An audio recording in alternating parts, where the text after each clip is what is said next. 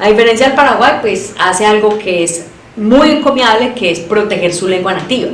Eso es muy importante, proteger la lengua nativa, porque además eso permite que las comunidades y la pluriculturalidad que tenemos pues permanezca conectada, ¿cierto? Y no se nos pierdan los ancestros y como esa riqueza que podemos tener internamente. Pero a nivel de educación superior, entonces el problema del bilingüismo, o sea, tener una segunda lengua extranjera, o el multilingüismo, tener varias lenguas extranjeras, tiene unos objetivos muy claros. Esos objetivos siguieron el ejemplo de Europa educativa, que es movilidad y transporte, si se quiere llamar así, de la cultura educativa y de las fortalezas educativas.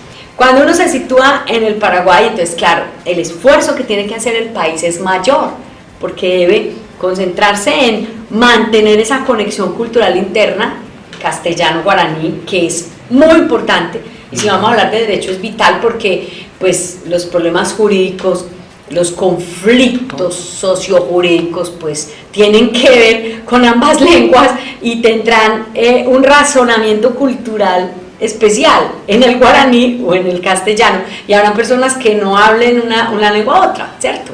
Y hay que conectar. ¿Cómo ve usted el bilingüismo y la lingüística en la incorporación de los procesos de acreditación de la educación superior? Me parece que son sumamente importantes. Las agencias acreditadoras han sido bien, digamos, vigilantes de que esto se cumpla en las universidades y en las instituciones de educación superior, porque ellas por sí solas pues no se tienen por qué esforzar en avanzar en estas dinámicas, digámoslo así, porque bueno, pues su compromiso es sacar un médico, sacar un abogado, pero no sacar un abogado o un médico bilingüe, ¿cierto?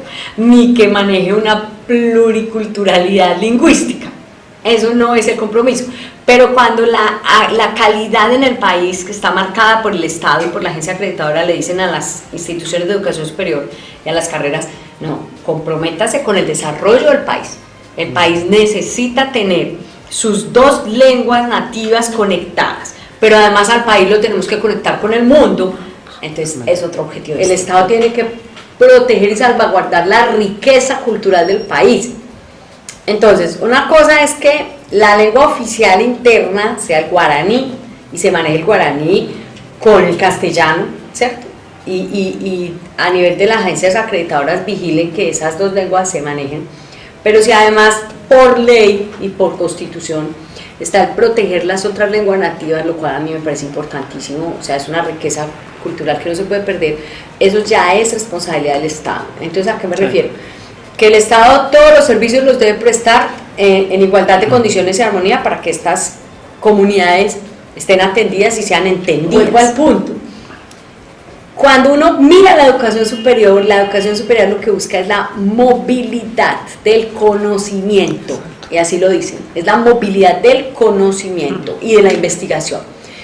El conocimiento y la investigación no se movilizan, sino se moviliza el ser humano. Creo que ya el responder por el guaraní, por el castellano, ya es un peso fuerte, y es bien fuerte, y creo que lo han venido haciendo muy bien, porque yo dentro de las visitas que he hecho en Paraguay me doy cuenta cómo los estudiantes responden, hablan, los profesores hablan, las directivas de las instituciones se comunican perfectamente en guaraní, en castellano, o sea, son muy fluidas, ambas lenguas son muy fluidas, y creo que el país pues finalmente lo ha logrado, ¿cierto? Ha logrado mantenerlas.